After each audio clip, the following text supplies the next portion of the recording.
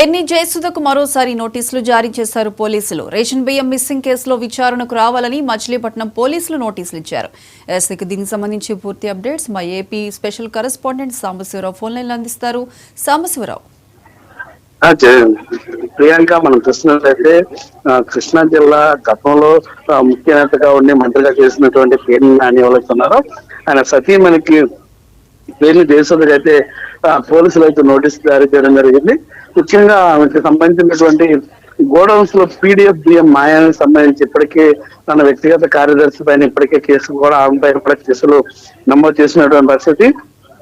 ఏదైతే గత వైసీపీ ప్రభుత్వంలో ఉన్న తరుణంలో ప్రభుత్వంలో ఉన్నటువంటి అధికారులు అండతోటి అక్కడ ఉన్నటువంటి రేషన్ బియ్యానికి సంబంధించినటువంటి కొన్ని మాఫియాగా అంటే కొంత బియ్యాన్ని అక్కడి నుంచి తరలించినట్టుగా దానికి సంబంధించి లెక్కలు పూర్తిగా రాబోవడంతో కొత్తగా అధికారంలోకి వచ్చినటువంటి టీడీపీ మరియు ఏదైతే కూటమి ప్రభుత్వం ఉంది, కూటమి ప్రభుత్వానికి సంబంధించి కూటమి ప్రభుత్వం దానిపైన విచారణ జరిపించక అక్కడ అవకతవకలు జరిగినట్టుగా తెలుస్తున్నటువంటి పరిస్థితి.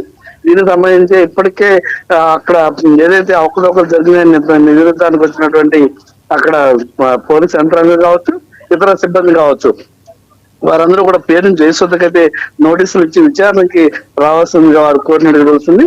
దీనికి సంబంధించి విచారణకి ఆమె హాజరవుతారా లేదని మాత్రం వేచి చూడాల్సినటువంటి పరిస్థితి. Priyanka. Right Sambasivarao, thank you.